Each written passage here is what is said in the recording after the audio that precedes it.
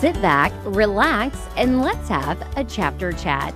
I'm your host, Jessica Foster, and we have a special guest in studio today, and that is author Terah Shelton Harris. Thanks so much for being here, Terah. Oh, thank you so much for having me.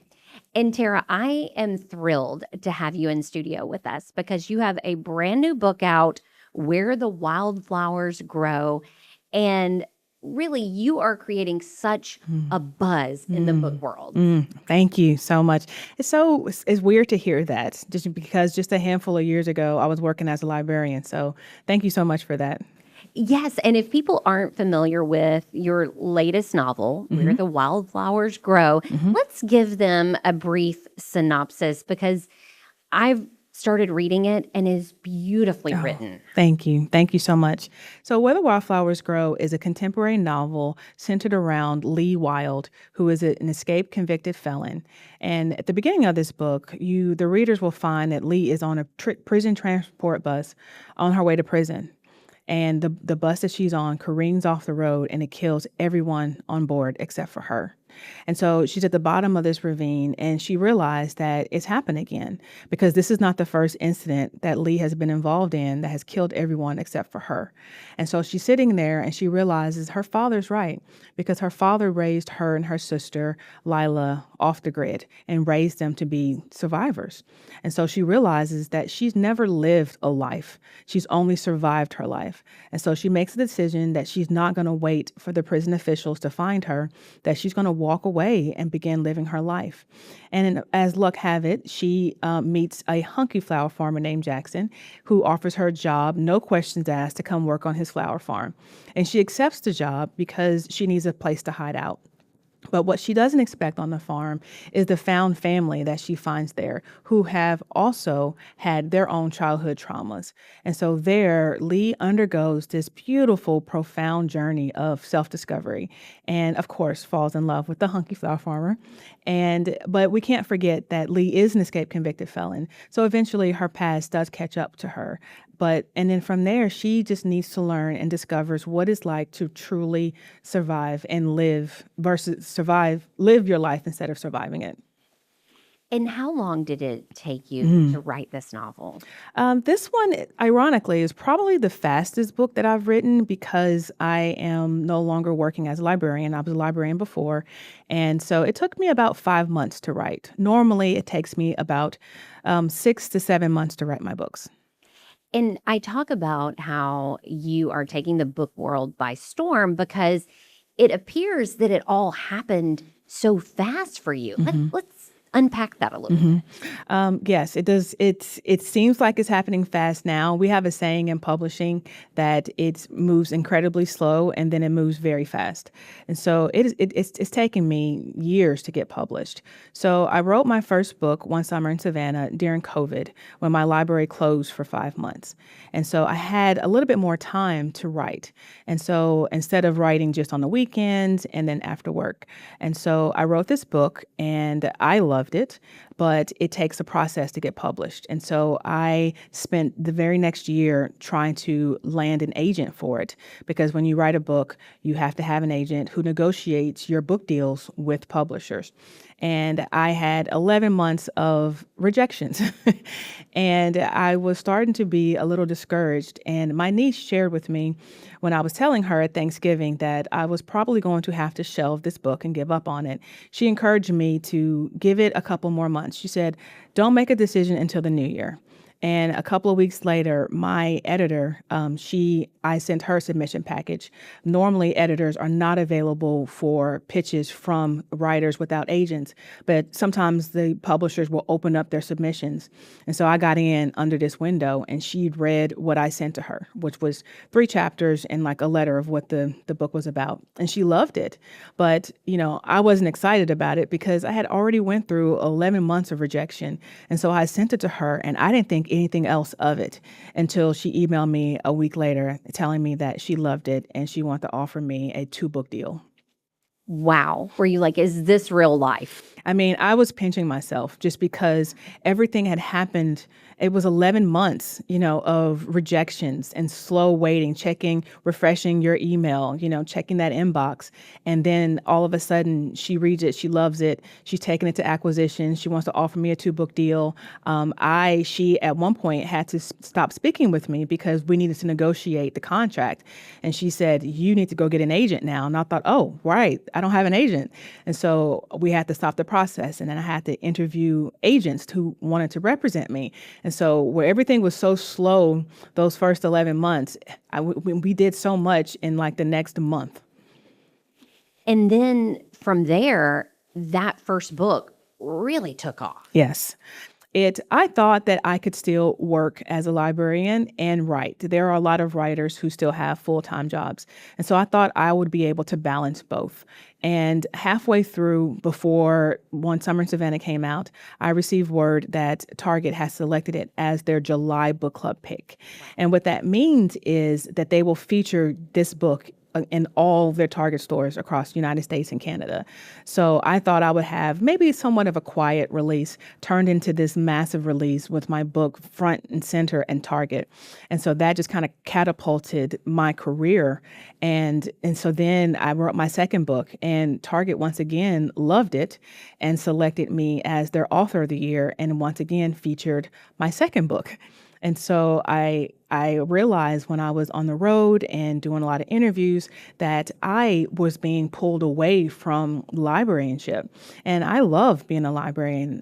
Waking up every day and serving my community was the honor of my life. But I realized that I wasn't giving my 100% to library work anymore, and that I needed to make a choice between library work and writing books. And so I chose to write full time. And I think it's been a great choice because you have some beautiful work Thank you. coming out. Thank you. When people read your latest novel, Where the Wildflowers Grow, what do you want them to get out of that? What do you want that feeling to be that they get?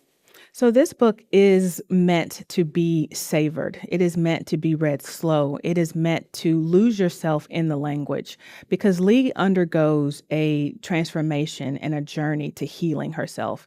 You find and discover that Lee had a very traumatic childhood, and bits and pieces of her childhood is kind of sprinkled throughout the book. And so you don't know what really happened to her family until like the very end of the book. But she's healing and she's hurting from something. And so I want readers to take their time with it and to see the journey and the process of which she uses to heal. On the flower farm, that's the name of the farm where Jackson works, that he actually owns. Nature plays a huge part in this book. I mean, the flower farm is almost like a secondary character. And it was very intentional to put her on a flower farm because healing, like flowers, like planting anything, takes time. And so it was definitely a metaphor for Lee and what she went through. And one of the ways that the guys on the flower farm encourage her to heal is using nature to heal. And so she undergoes things like yoga and grounding and chopping wood and just those things of nature, a call back to nature to help her heal herself. And so, but ultimately, I want readers to ask themselves the question that she asked herself in the very end of the first chapter. Are you living your life or are you surviving it? And I think that that's something that a lot of us have to wrestle with at certain points in our life. Like, are we living or are we just surviving? And so we have to take a moment and ground ourselves. Yes, and it's easy to survive our life. It's easy to wake up and get the husband out the door and get the kids off on a bus to school, and then you go work yourself a job and then come home and cook dinner and help with homework. And then you fall into this routine of doing that every day, to where you wake up and you realize that, what have I done for myself? Am I just surviving this life or if I'm living it? And it's so easy for us to fall into those routines. And same with Lee. Her father raised her and her sister to be the survivalists, and she never made a choice for herself to do anything for herself. And so the first choice that she makes is to basically walk away and become an escaped convicted felon. And I think that not only is this beautifully written, but it's a beautiful book Mm-hmm. too. I mean, the cover, I Mm. mean, look at these pages. Mm-hmm. Oh, it's gorgeous. It's so beautiful. Source Books is my publisher, and they have been amazing throughout this process. I could not ask for a better publisher. And one of the things that I love that they do, that's kind of unique to other publishers, is they market test the titles and they market test the covers. And so they'll take a synopsis of the book, and then they'll have all these potential titles to call the book, and they'll ask people which title fits this description. And I love having that feedback from potential readers on what they feel is the strongest title. So then once we have the title, they do the same thing with the cover. So you'll have all of these different cover designs, and they'll say, here's the title, here's what the book is about, what cover fits. And this was the one that that won overwhelmingly. Did you love it also? I loved it. I loved it. It went through some iterations, of course. You know, we as writers, we get a say in the titles, we get a say in the covers as well. One of the covers that tested very well did not have Lee herself on the cover. And I thought it was very important to have Lee on the cover. But it's interesting that some of the feedback, originally, she's holding a flower in her hand and smelling it. But originally, she was not doing that. She was laying there. And some of the feedback that we received was, she looks like she's dead. And so I never saw that. So it's great to have feedback from people to see what they see. So the decision was made to have her holding the flower. And that scene is actually a scene in the book. And so it fit the cover perfectly. I think it's interesting that they do that because a Mm-hmm. lot of times when you're an author, you don't get feedback Mm-hmm. until after publication. Mm-hmm. And so to get some of that testing ahead of time, that's fantastic. It's amazing. Source Books is majority owned by Penguin Random House, but it operates as its own separate publisher. And because of that, writers, we tend to have a little bit more feedback and insight on our books. And let's be honest, as a librarian, my job was collection development. So I would buy all the adult print and digital materials from my library. And so I judge books by covers, and I know readers judge books by covers. So a cover is very important when you are at the library and you walk in the shelves, or you're at a bookstore. You want that cover to jump out at you. And one of the things that I love about this cover is how colorful it is, because you can't help but notice it. And then for this book, they took it up a notch and had all the edges, sprayed edges. And so it is just a beautiful book. It is beautiful. And even though the cover is beautiful, you're not going to be disappointed when you read it because the words, every chapter. Again, I love how you said it's meant to be savored because I feel that when I'm reading it. This book is more of my literary leaning type of style. There are different types of fiction. You have commercial fiction, which is very plot driven. And less character driven. And then you have upmarket fiction, which is a combination of both. It's plot driven and character driven. This book is more literary. It's more character driven than plot driven. The plot is, of course, Lee is an escaped convicted felon. Like, eventually this is going to come to an end. So there is a line, there's a pull to the end, but it's really about Lee. So it's more character driven. And so when you write a book that's more about the characters, you kind of need to lean into the language and the words and the sentences that you use to describe certain things, because you don't have all these major plot points happening. And so as a writer, but that's the way I tend to write. I tend to live in my character's head and let those words come out so the readers can see their world. And I know as a former librarian, you said that you read a lot. What types of books did you lean toward before you became an author yourself? Yeah, I'm literary and upmarket fiction. I love books that tell me something, that teach me something. I love closing a book and knowing that I learned something that I did not know before I started. And don't you feel like in society, people are really clinging on to books and reading? I feel like we might have gotten away from that at one point. I feel like people are really returning to the page. Are you seeing that? Yes, absolutely. I mean, I always say that art will save us and keep us just because, and not just in terms of words, but paintings and music. Art is beautiful. Art is there to entertain us and sustain us. Books are music, movies. They are escapes. They're where we can go for a short period of time and escape the world around us and the noise around us. And so books have always been my escape. But I am learning and loving that people are leaning back into reading. And I love that reading has changed. It's evolved. We are busy people now. We may not have time to sit down and turn pages and read. But what I love that's been happening over the last 10, 15 years is the rise of audiobooks. So you can be in your car on the way to work and you could be listening to a book. Or if you're taking a trip somewhere, you can listen to a book. Or if you're able to, while you're sitting at your desk, like I used to do when I was at the library, you can listen to a book. And so that's one of the ways that people are ingesting books. And I just love that. Yeah, I think it's fantastic. And Terah, I also heard that you stand up for books as well, and you did so as the librarian. Let's dig into that a little bit. Yeah, right before I left the librarianship, we were starting to get hit with a lot of book challenges. And as a librarian, we don't censor books. We're not responsible for the materials that, other writers write, but we don't censor, we don't prohibit people from reading what they want to read. And so we librarians have always been for everyone. And so if someone wants a book on a certain topic, whether we agree with it or not, it is not our responsibility to withhold that. But we started to have a lot of books be challenged. And I understand the hesitations that people have with some of the materials in books. However, I don't believe and never will believe that one person should be responsible for dictating what someone else reads. I think that is up to the parents. It's up to the person.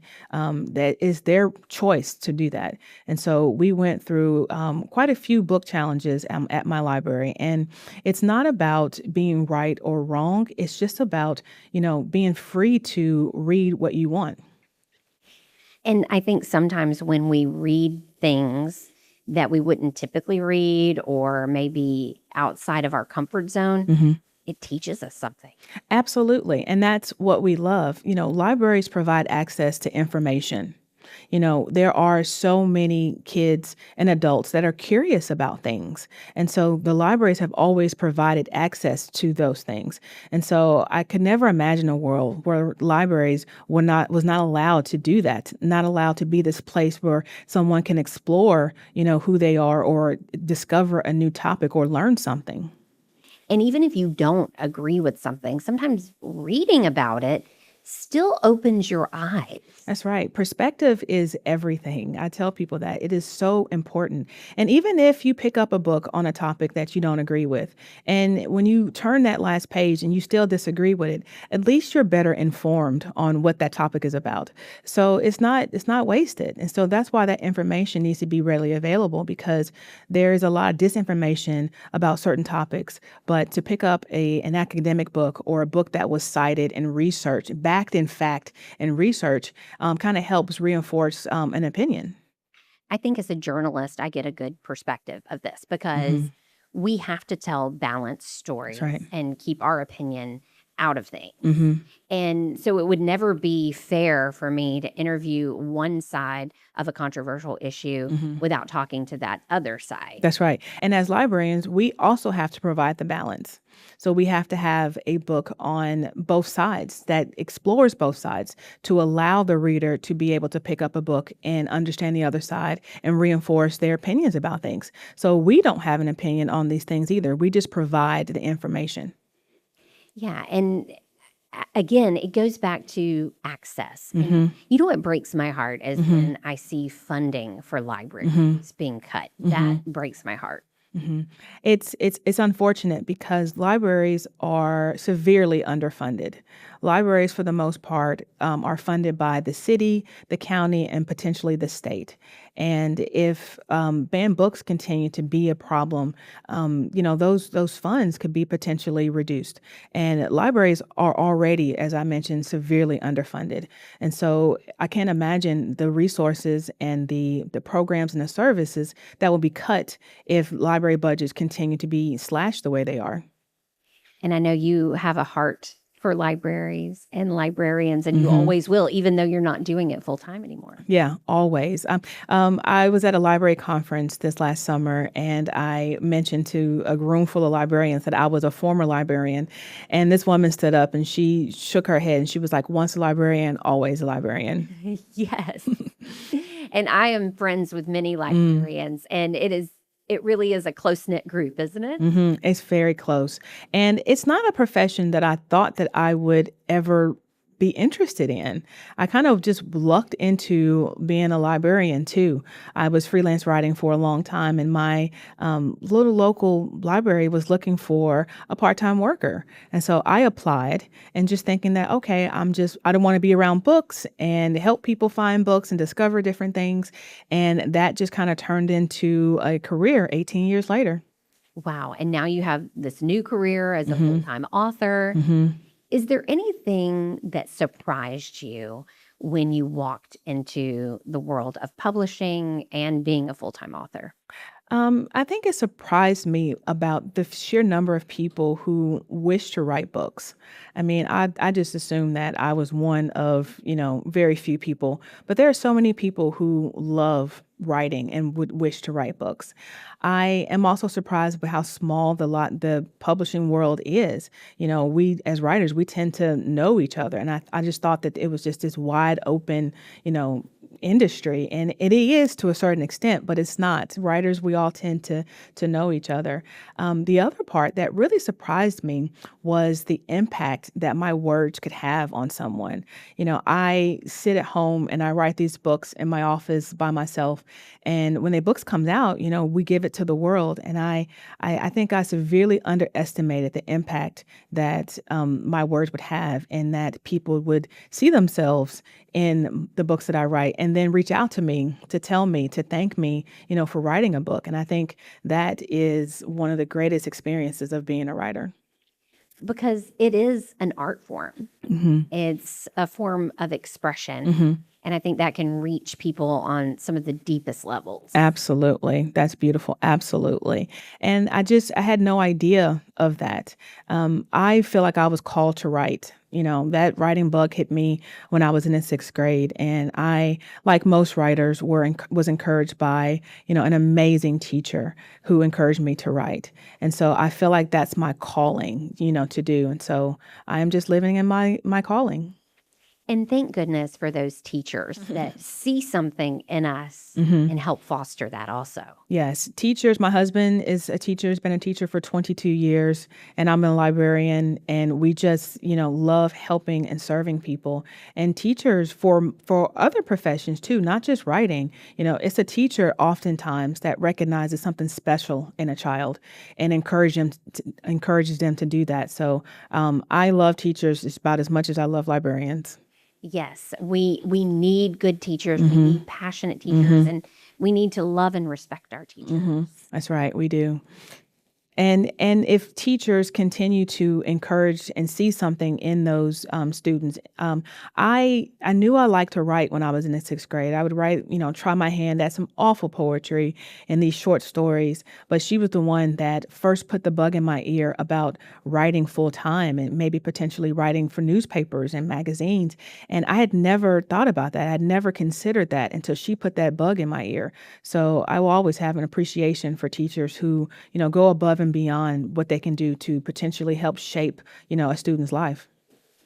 Is there anything else that you want our listeners or your readers to know about you or your latest release? That I appreciate every person, anyone that has picked up my book or will pick up my book and read it.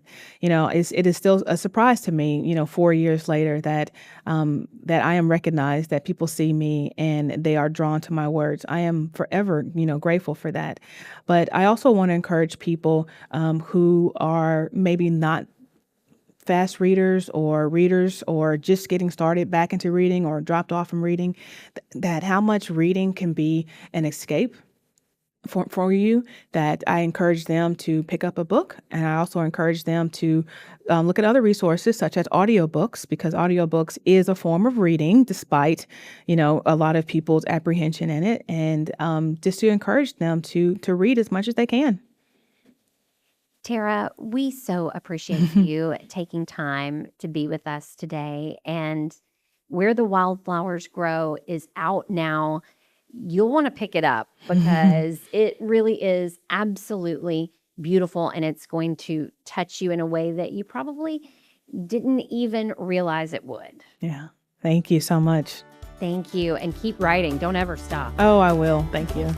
You've been listening to Chapter Chat. Don't forget to subscribe so you never miss an episode. Happy reading.